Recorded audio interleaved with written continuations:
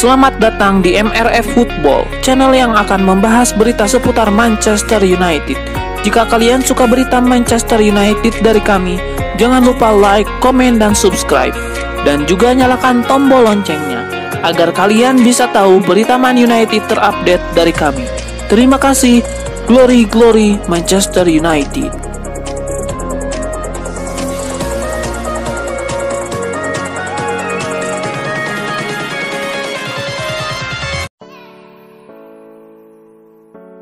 Jose Mourinho pernah menjadi bagian dari MU selama hampir 2,5 tahun pada 2016 hingga Desember 2018. Dia menghabiskan 350 juta pound sterling untuk merekrut pemain baru ke Old Trafford.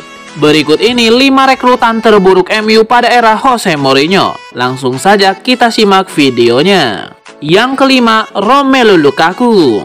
Lukaku bergabung dengan MU, Setan Merah mendatangkannya dalam kesepakatan 75 juta pound sterling untuk jadi motor serangan dari strategi Mourinho. Pemain Belgia itu mencetak 42 gol dalam 96 laga selama 2 musim di MU. Tetapi 11 dari gol tersebut datang dalam 10 pertandingan pertamanya hingga permainannya kemudian semakin menurun. Dia menjadi sosok yang banyak dihujat di Old Trafford sepanjang musim 2018-2019 dan kemudian memutuskan bergabung ke Inter Milan. Yang keempat, Henrikh Mkhitaryan. Setelah memenangi Bundesliga Player of the Year Award musim 2015-2016, Mkhitaryan membuat supporter MU berharap banyak kepadanya. Dia pindah dari Borussia Dortmund ke Old Trafford dengan harga 26 juta pound sterling. Gelandang asal Armenia itu memang sukses mengantarkan MU menjadi juara Liga Eropa 2017. Tetapi terlalu lama beradaptasi di Premier League, dia akhirnya hengkang ke Arsenal. Kemudian bersatu lagi dengan Jose Mourinho di AS Roma.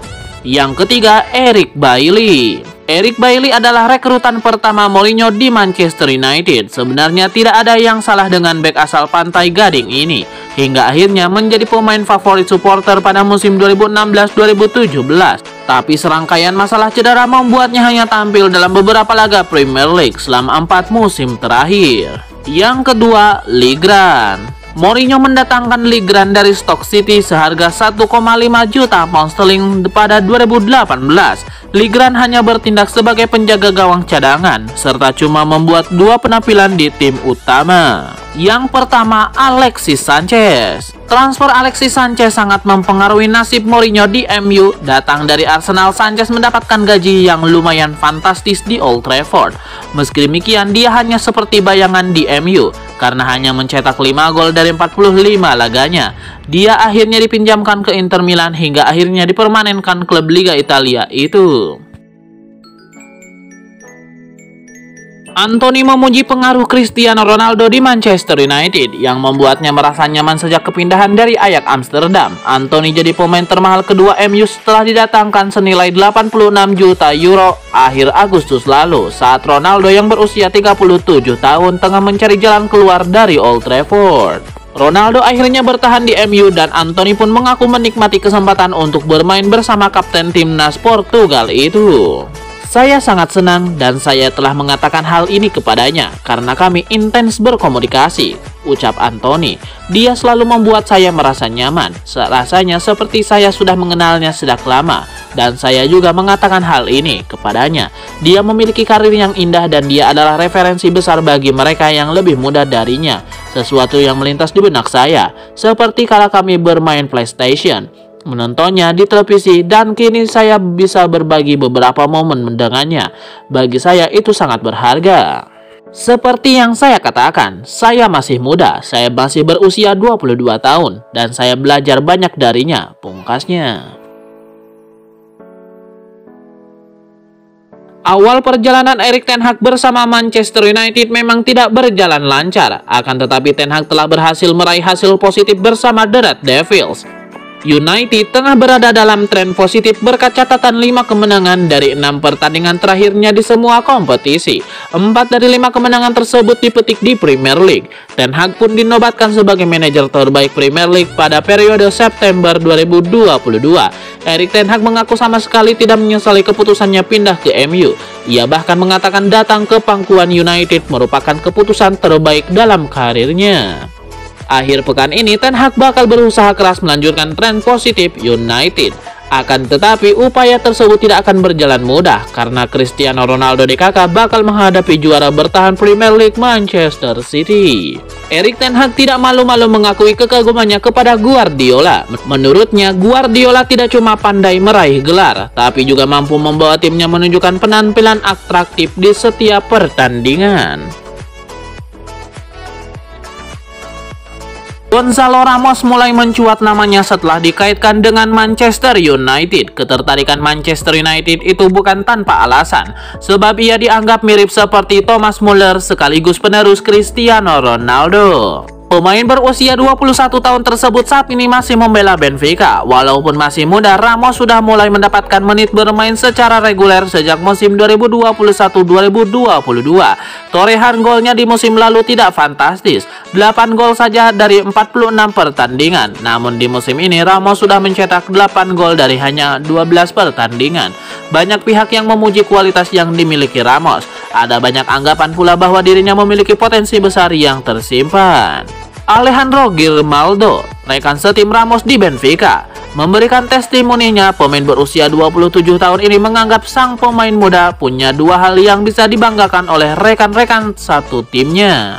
Saya menyukai dua hal tentang Gonzalo, dia pencetak gol dan ia memiliki intuisi yang luar biasa, katanya dilansir dari Sport One.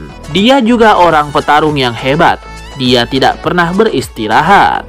Mantan pelatih Benfica Carlos Carvalhal, yang merupakan orang pertama memberinya kepercayaan di tim senior, menganggap Ramos adalah masa depan timnas Portugal untuk bisa menggantikan Cristiano Ronaldo di posisi penyerang tengah.